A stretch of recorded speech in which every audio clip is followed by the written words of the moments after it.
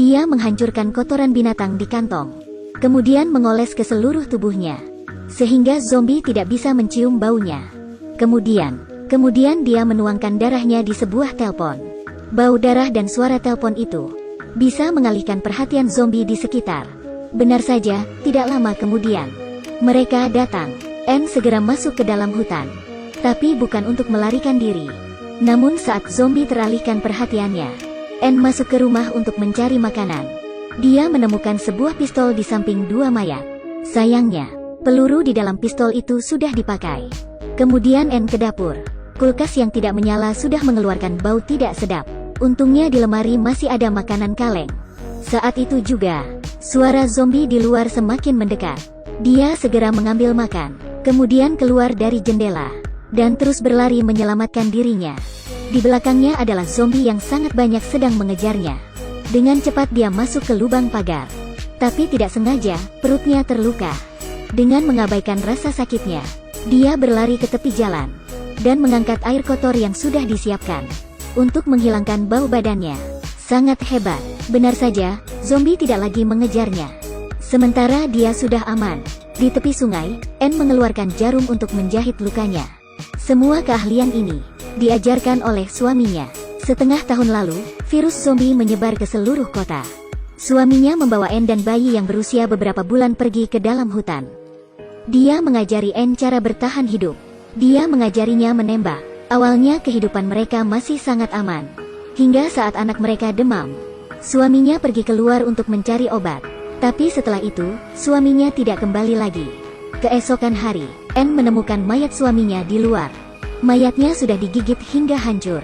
Di tangannya masih ada obat yang dia bawa untuk anaknya. Dari saat itu, Anne hanya bisa sendirian membawa anaknya bertahan hidup. Saat Anne pertama kali keluar untuk mencari makanan, dia bertemu zombie yang sedang makan. Anne perlahan-lahan mendekat dan membunuhnya.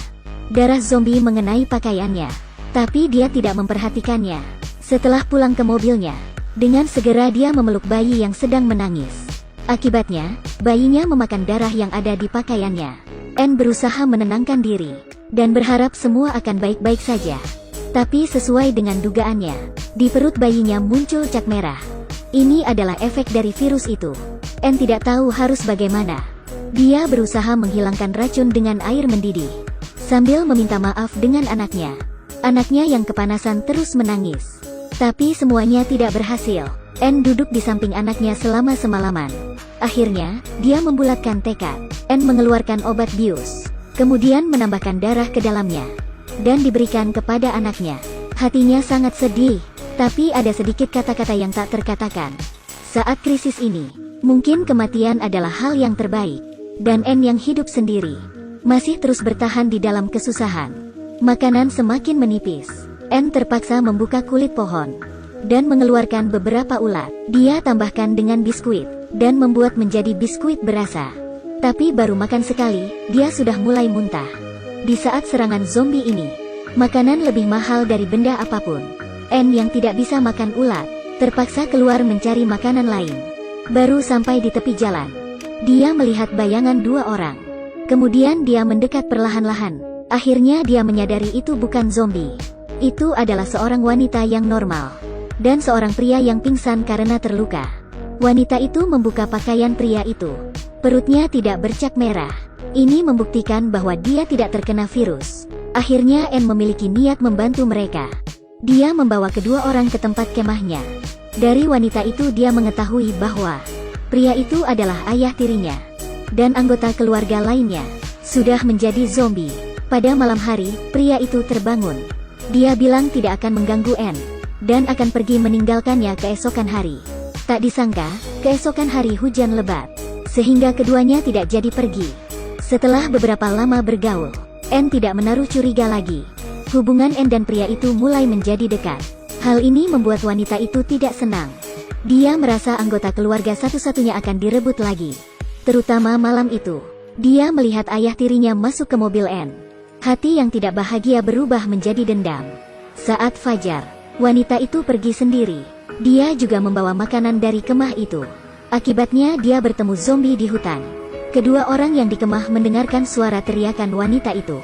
Segera mereka berlari ke dalam hutan. Saat penting, Pria itu berhasil mendorong zombie dan menyelamatkan wanita itu. Tapi dirinya ditahan oleh zombie. N ini menyelamatkannya, tapi dirinya tidak membawa peluru. Tapi dia tetap berusaha membantunya. Pria itu mengambil pistol, kemudian dengan pistol menghancurkan kepala zombie. Akhirnya mereka terlepas dari bahaya. Tidak ada yang menyalahkan wanita itu. N juga dengan hati-hati mengobati luka di kakinya. Tapi tempat kemah ini sudah diketahui zombie, dan mereka harus segera pergi. Setelah mendengar saran pria itu, N akhirnya setuju untuk pergi bersamanya. N datang ke makam istrinya dan anaknya, dan mengucapkan salam pisah. Sebelum pergi, mereka masih perlu mencari beberapa makanan. Kali ini, pria itu memilih untuk mengalihkan perhatian zombie. Pria itu menggunakan pisau untuk menggores lengannya, dan mengoleskan darah ke badannya, menjadikan dirinya sebagai umpan untuk mengalih perhatian zombie. Kemudian bau darah semakin kuat. Suara-suara zombie terdengar dari kejauhan. Kemudian dari kejauhan kelihatan zombie-zombie yang menyerang ke arah pria itu. Pria segera melarikan diri. Dia berlari ke tepi jalan, kemudian mengangkat seember air urin untuk menghilangkan bau darahnya. Tapi bau urin tidak berhasil menutup bau darahnya. Zombie mengejar ke arahnya. Pria itu tidak berani berlari ke arah kemah. Terpaksa dia lari ke tempat lain untuk mengalihkan perhatian zombie. Di sisi lain, N yang tubuhnya penuh dengan kotoran hewan, membawa wanita itu bersamanya. Saat zombie sudah dialihkan, mereka masuk ke rumah orang lain untuk mencari makanan. N mengambil makanan di dalam dapur, tapi dia tidak mengetahui bahwa wanita itu terus melihatnya. Saat dia mau pergi, dirinya dipukul hingga pingsan. Wanita itu mengikat N di lemari, kemudian melepaskan maskernya. Suara ini akan segera mendatangkan zombie, dan wanita itu segera kabur dengan semua makanannya. Tak lama kemudian, zombie sudah di depan rumah. N berusaha melepaskan talinya. Kemudian dia mengambil air deterjen untuk menghilangkan bau badannya. Kemudian N bersembunyi di kulkas dan berhasil keluar dari bahaya. Saat sudah tidak ada gerakan di luar, N perlahan-lahan membuka kulkas dan berjalan keluar. Saat dia baru keluar rumah, setelah membunuhnya, N segera ke tempat kemah, dan wanita itu berlari ke tepi jalan, tapi lupa menghilangkan bau badannya. Dia kembali ke tempat kemah dan bertemu ayah tirinya, tapi zombie sudah mengejar mereka dari baunya. Ayahnya menyuruh wanita itu berlindung di dalam mobil. Dirinya bertarung sendiri dengan zombie. Saat N sampai di sana, pria itu sudah dikepung zombie. Dia segera menembak salah satu zombie, kemudian membidik yang kedua. Sayangnya tembakan tidak kena. Saat ini hanya tersisa satu peluru. Pria di depan mobil itu, dan wanita yang ada di dalam mobil, masih diserang oleh zombie. Jika dia menyelamatkan seorang, maka yang lain akan meninggal. Siapa yang harus dia pilih? Tak ada yang menyangka. Terakhir pria itu yang mati, dan N membawa wanita itu pergi. Kenapa dia menyelamatkan orang yang ingin membunuhnya? Karena N tahu, saat krisis ini, kematian adalah sebuah kemenangan. Hidup adalah hal yang paling menderita, terutama jika kehilangan semua keluarga. Sakit ini sudah dirasakan N. Jadi dia menyelamatkan wanita itu. Kelihatan seperti menolongnya. Sebenarnya ini adalah hukumnya yang sadis.